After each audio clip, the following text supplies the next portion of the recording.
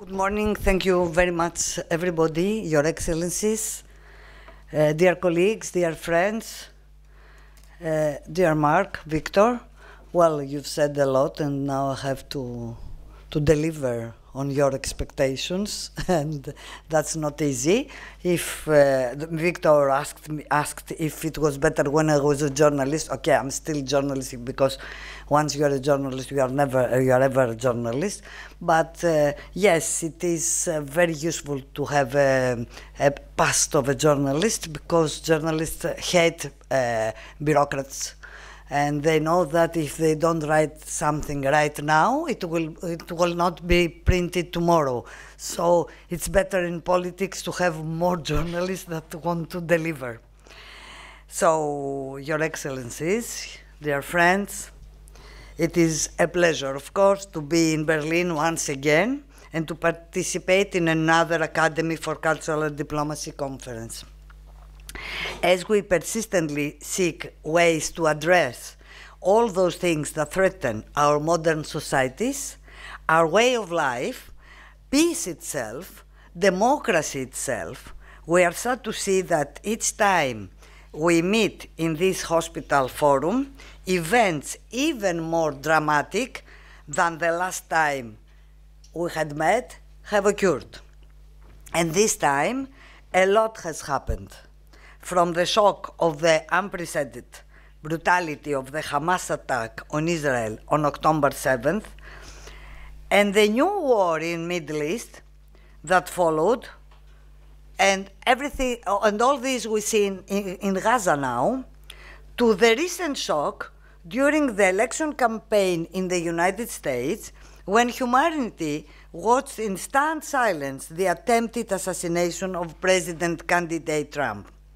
But also many events across Europe that show that there is a growing trend towards radicalization and that have the events in the Middle East as a pretext. Even more, so as it often turns out, that young people who are radicalized are second or even third generation migrants. France is on red alert, also because of the Olympic Games. In a recent knife attack on police officer, it became known that the 27-year-old perpetrator was a migrant who was legally in France and had not previously been a concern to the authorities. He was therefore radicalized in Europe. Here in Germany, at the end of June, according to data from the Research and Information Center of Anti-Semitism, RIAS, 2023 saw a huge increase in anti-Semitic incidents, and a clear link with the Hamas attack is now discernible.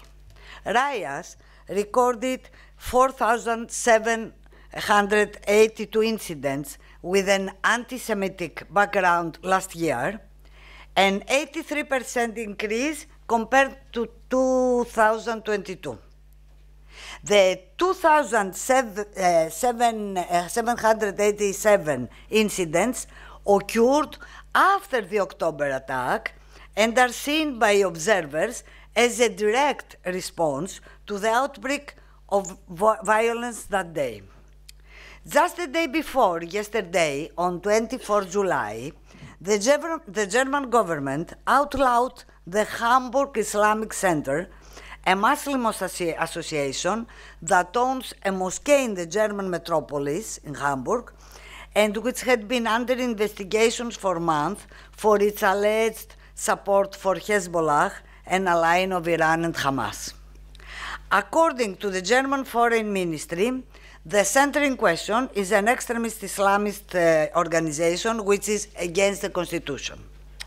At the same time, German state governments are seeing an increase in Islamist incidents in schools, with the hate speech from every part, on social media, playing a central role.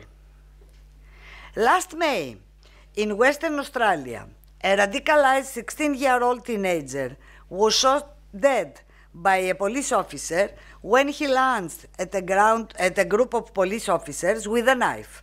It was reported that the teenager had been radicalized online.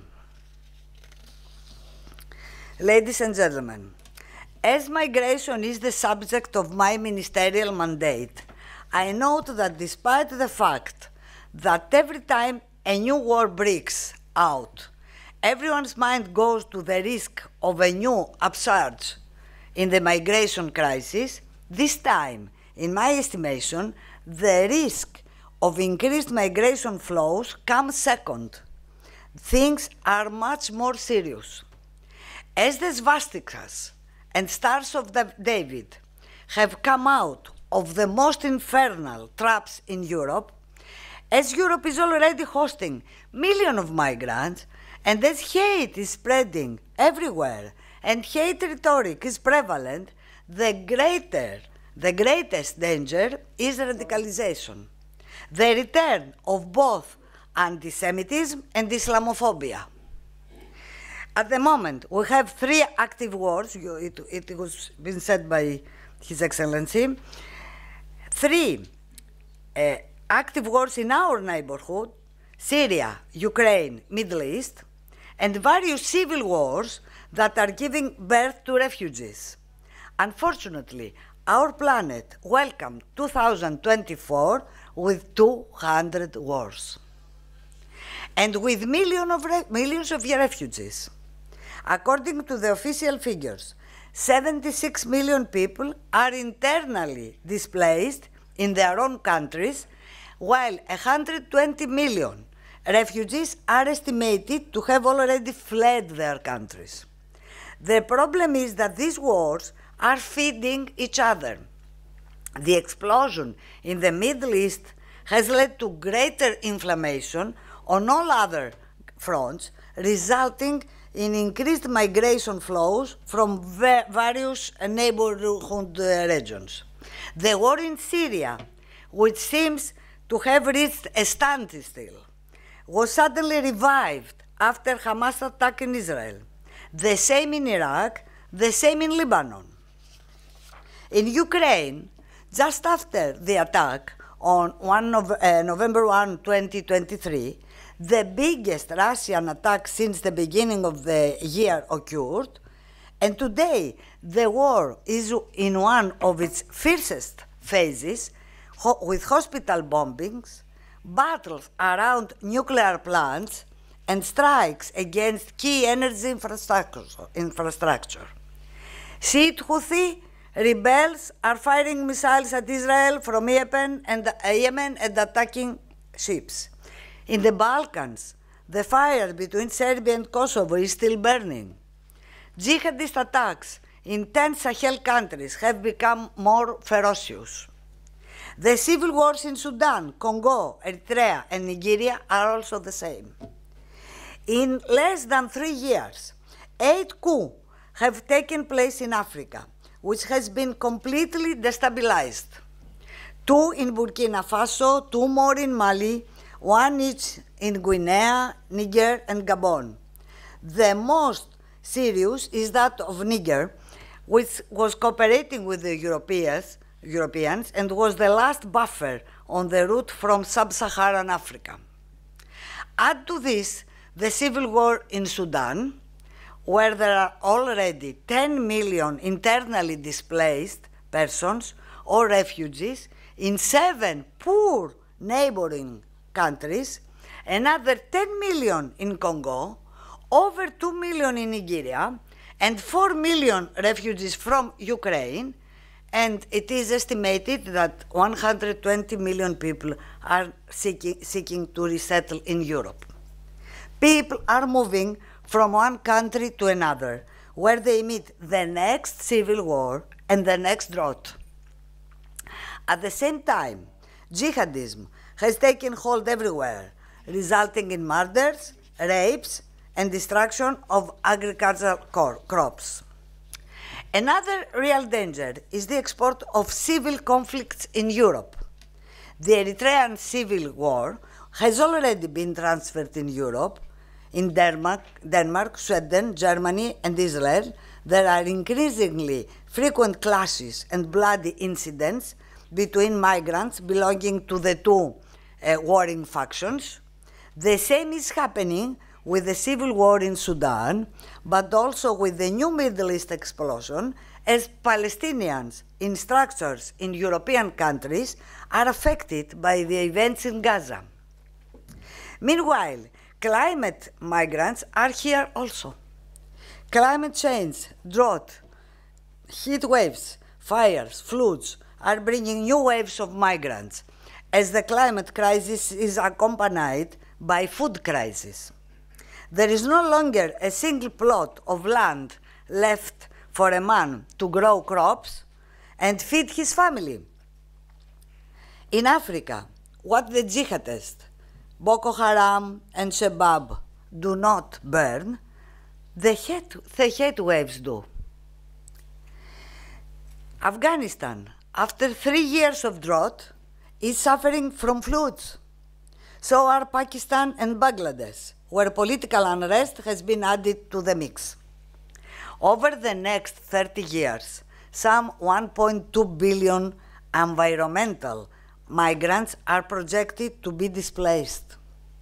It's scary, but natural disasters displace 10 times as many people as wars. Can there be sustainability under these conditions? The first answer is no, not under these conditions. Yes, but how can we stop wars and hate? How can we create conditions of prosperity in the countries of origin so that people do not have to leave their homes to escape their destiny? How can we eliminate bigotry? If we were to say that it is possible to achieve all this, we would be ethereal. Maximalism is not good advisor. Although we do not have to fatalistically tolerate everything without doing anything, if only to bring about some improvement in this very bleak situation. What is the answer then, under the circumstances, and given that people will always have a reason to leave their homes?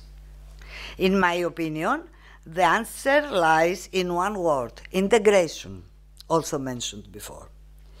Today, more than ever before, it is imperative that we take the initiative for a common European integration policy that will be applied by everyone and that will be aimed precisely at protecting religious freedom and freedom of opinion, but also at suppressing extremism and radicalization. I believe that if we combine the implementation across Europe of a common integration strategy that includes pre-integration, soft integration, early integration, as early as the asylum application stage, as provided for in the relevant European directive, we will support sustainability and resilience. Because it is not enough to quote the grim figures. We must also propose solutions for the European countries that are suffering the consequences of this intolerable situation. Constant communication and the exchange of good practice between them is essential. It has been shown that both organized crime and extremists target and use children, young people, living on the streets, without food and in confinement, for various criminal activities, including so-called forced crime, forced criminality, for shelter and food, as well as so-called sex work. The criminal networks are aware that minors are protected under the rule of law and that there are no severe penalties for minors. Young people are also the target of radicalization in order to be instrumentalized and turned into carriers of extremist ideas. It is important to understand that now, especially after the attempted breach of our northern border in February and March 2020, a culture of trafficking or smuggling has been created. Both demand the supply both demand and supply have increased. Money is plentiful, and criminal networks of traffickers have acquired speedboats that facilitate their criminal activities. It is worth mentioning that every time a boat prepares for a long journey, in Turkey, in Egypt, anywhere, in Lebanon, traffickers encourage unaccompanied minors to board the boat, even if they do not have the money, telling them that they will pay back the ticket by working in the destination country. Of course, they intend to use them in criminal activities or to radicalize them in exchange for a plate of food and a bed. When these young people, after some time, ask to be released, the bosses inform them that they must now pay back the food and the shelter they have provided for so long. They thus enter in a vicious circle until they voluntarily join crime and radicalization, becoming members of the gangs. What we do in Greece is to be there on every arrival and, with the help of the Coast Guard and the police, to identify unaccompanied minors, register them, and transfer them first to secure facilities so that they don't fall into the hands of criminal networks.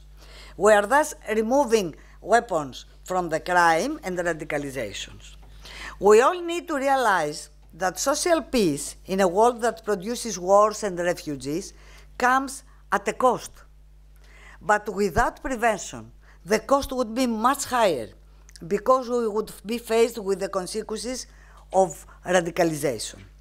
If we take a look at what is happening in Europe, if we look at the events in Sweden, where the destructive actions of gangs, of young refugees and migrants forced the government to take the police and the army to the streets, we will understand how easy it is to go from heaven to hell, how easy it is to destroy our lives and economic prosperity.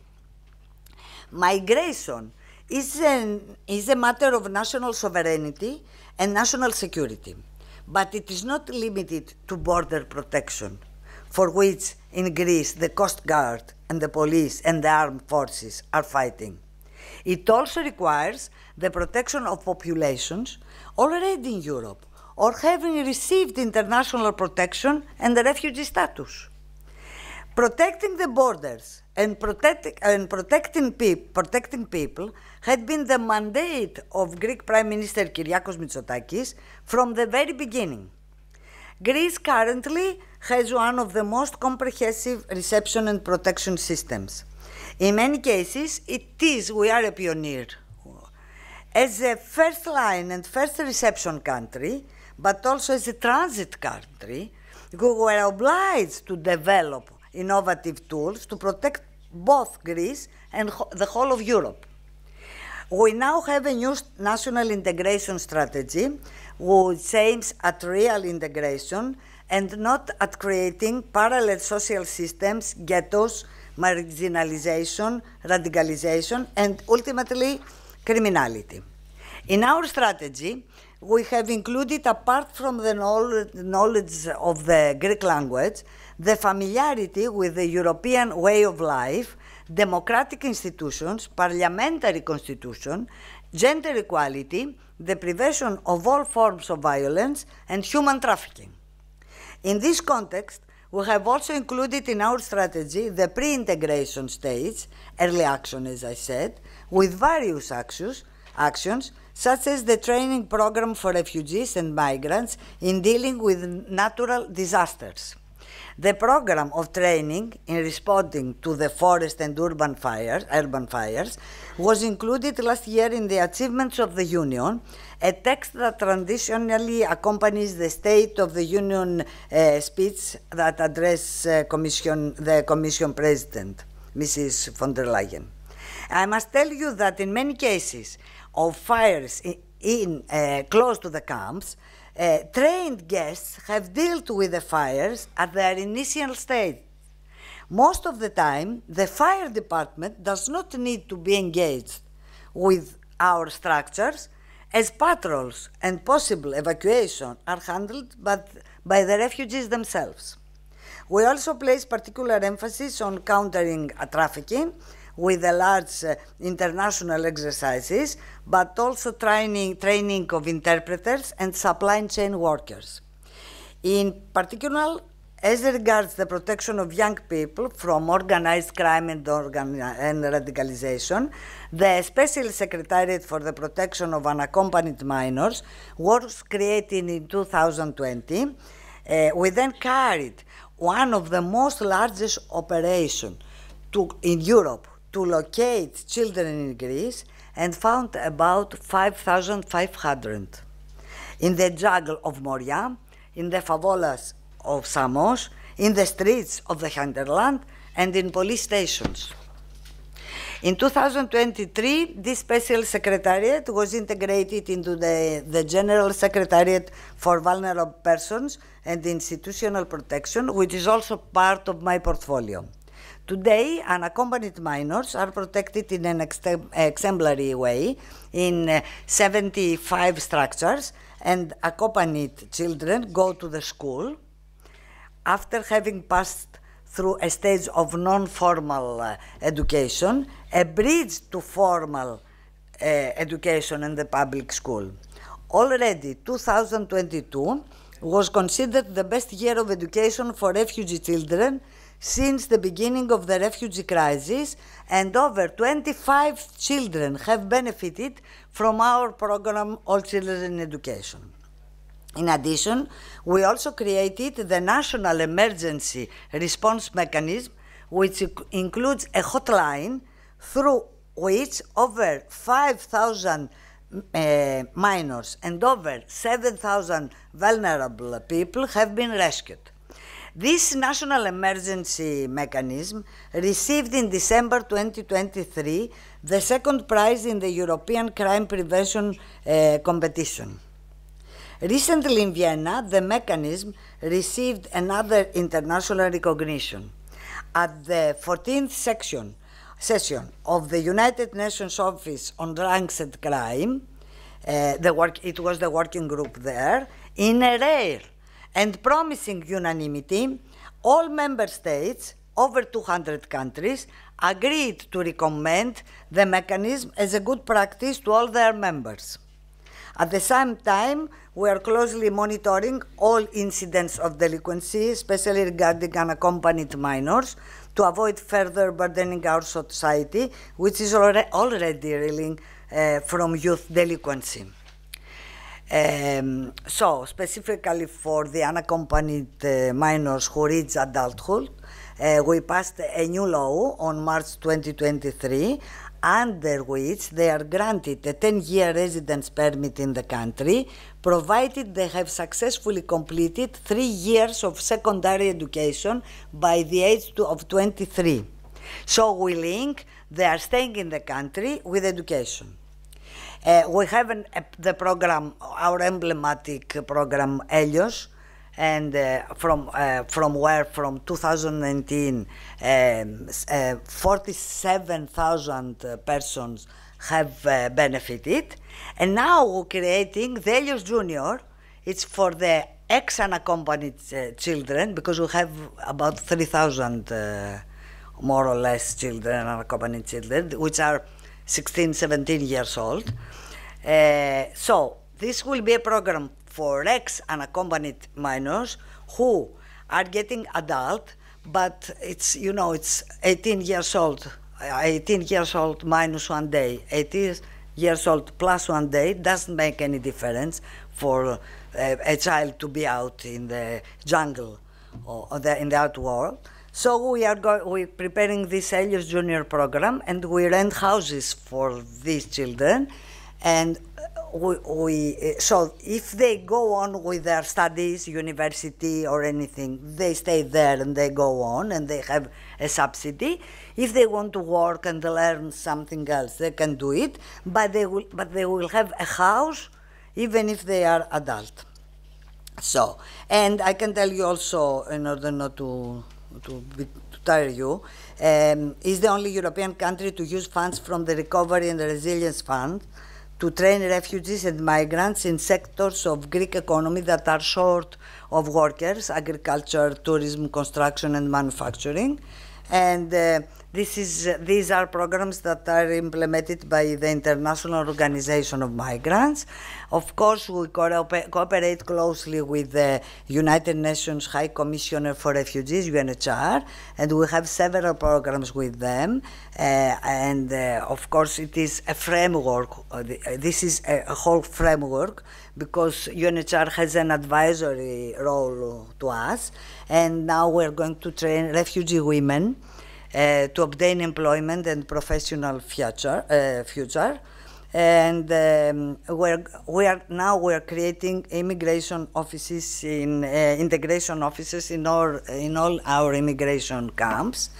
And of course, we are supported from the European Union, the European funds, the EUAA, and other countries that help us on this, such as Switzerland, Netherlands, the Czech Republic, Norway, Denmark. And these countries have helped us to create safe zones in the islands, because when they arrive, we don't want to have unaccompanied minors with elder people, and they give us money for this. And the sexual, we are very interested on the sexual abuse in the camps before they move to the mainland.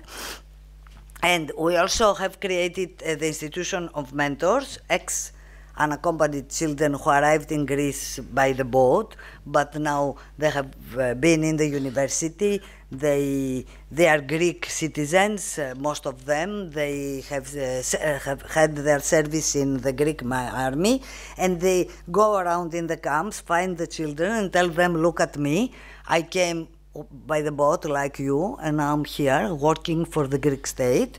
So we try to do this. And also we have a new legislation that links the staying in the country with the work. So people who can bring the contract of their employer, and of course they don't have any problem with the police, they can stay and work in the country. So we can say that what I can say is that the most proper way to afford to go on without criminality and radicalization is to connect the stay in the country with education, the work.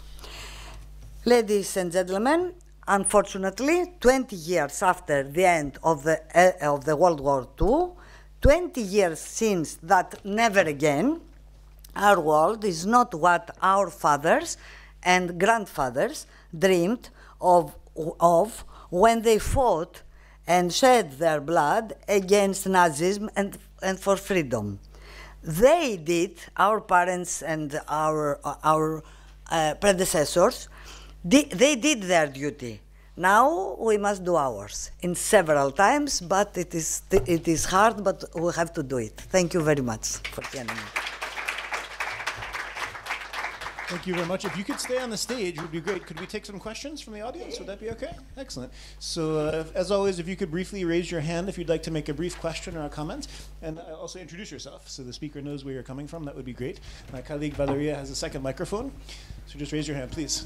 And if you could stand also, so it's easier for us to hear. Okay, so. Good morning, everyone, and thank you for this very, very subjective lecture. Is this? Yeah. I think you raised so important question at the beginning of how can we let the refugees and asylum seekers stay at their home. That is the most important question now. Yeah. Now, I was here 12 years ago. That time was the beginning of Syrian conflict and Libyan conflict. Yemen was stable, Sudan was, every country as well. And we were seeking the democracy and peace. And now, after 12 years, we are speaking about the same topics, peace, democracy, and it is worse than 12 years before.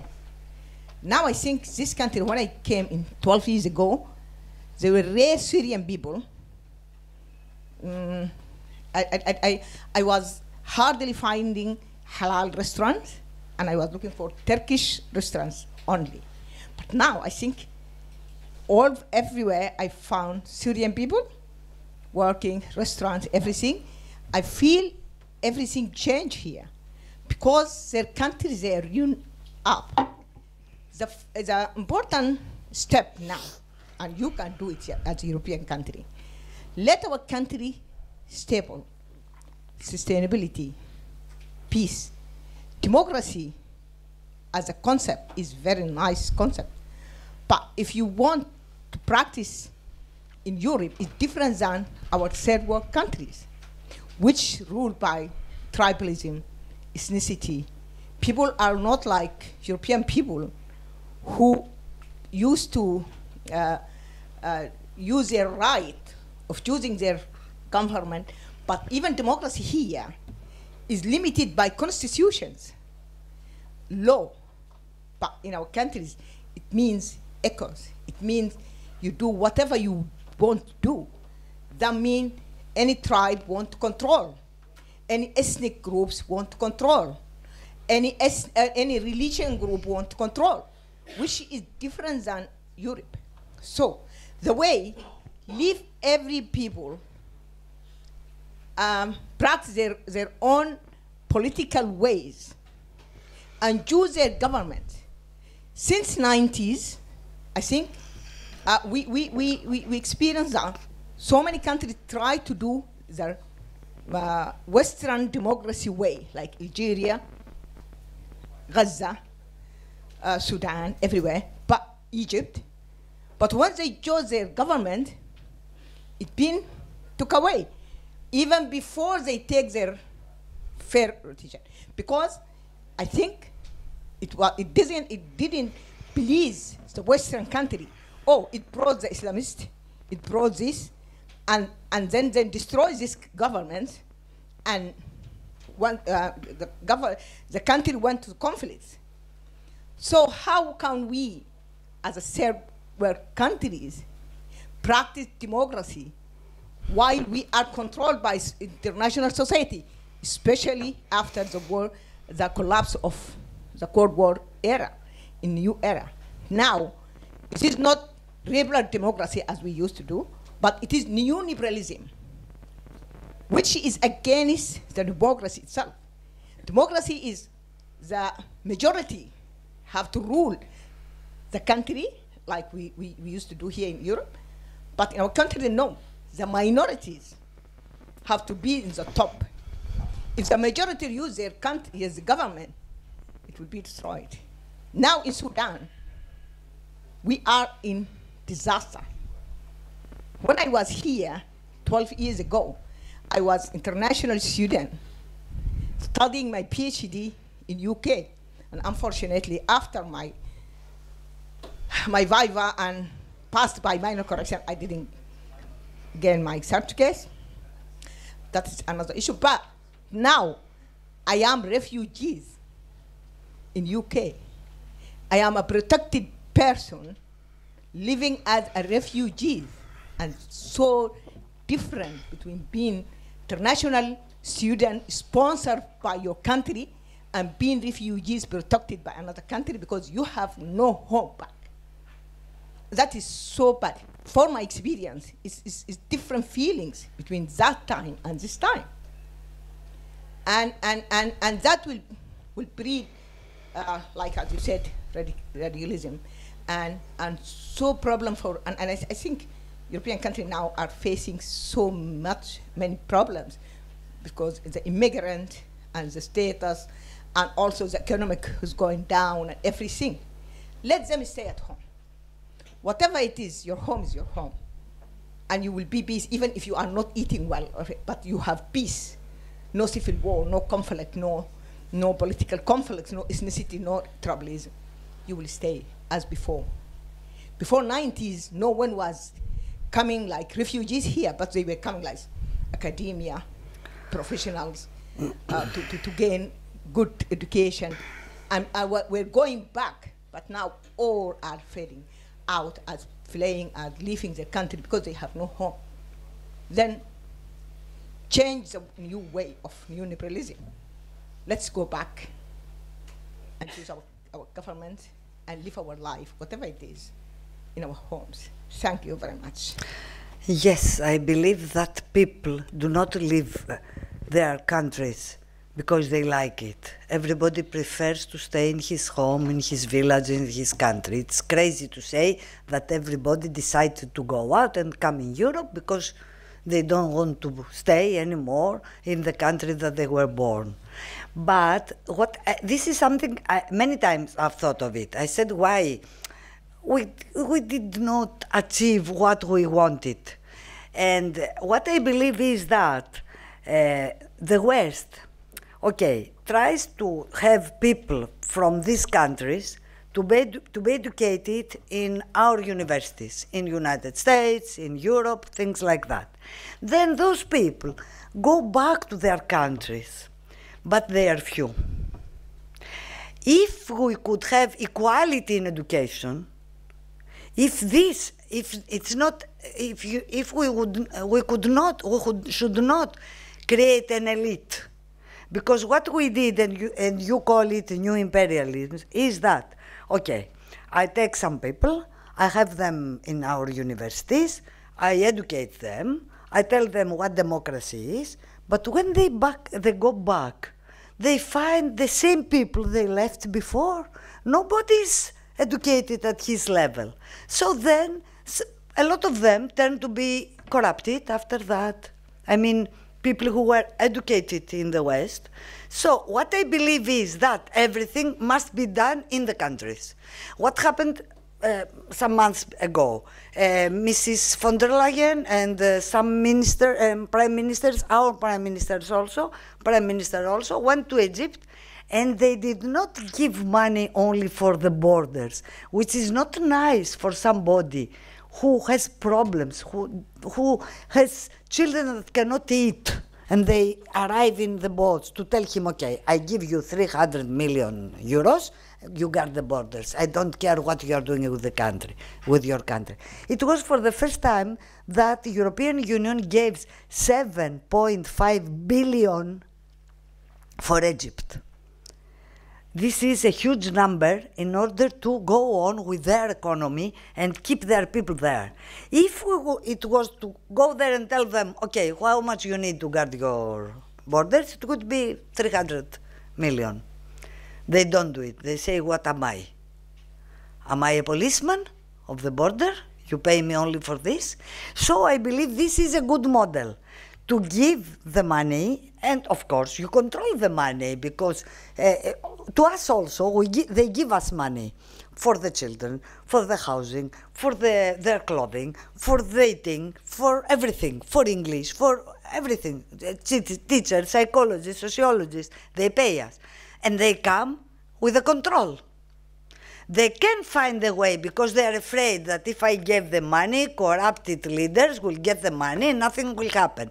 No, you must have a treaty there and say, I will have this audit here, and this audit will look at it. Because if you don't have, I believe that the old model, I take some people for this country and create new leaders, and these new leaders will go back in the same country to create a democratic system. No, this did not work. Europe lost Africa, and everybody has gone, France, Germany, of course, United States before, in the first Trump era, and we lost Africa, which is very important for us, Africa. But I mean, for us, that we are in Crete, Crete is most close to Africa than to the rest of the Greece. So what I believe is that they have to give the money there, educate all people the same, and not an elite, because this did not work.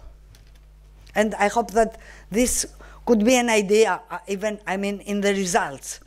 It's not enough to take some people from the country. Look what happened in Afghanistan.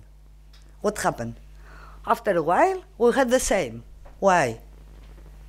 It was a leadership that was educated in the West. And what happened? So the West must go there, not the people must go out of the West. Okay? You agree? Thank you. Thank you very much. We're behind schedule, but I would like to take one more brief question. I saw you were patiently holding your hand up, but I ask you to please be brief with the question and the response so we can get back on schedule. And please introduce yourself. Hello, my name is Amar, and I'm a student here at the ICD. And it was very wonderful listening to all the great initiatives that you're planning on taking and the ones that have already been done. Because we don't have time, I'll start with my question. So for context, based off of my research, which could be wrong, I learned that most of the perpetrators of the anti-Semitic incidents that occurred in Germany that you mentioned at the beginning of your speech were actually majorly committed by far-right AfD supporters, and still somehow there was more focus on putting forth the Islamist extremist rhetoric.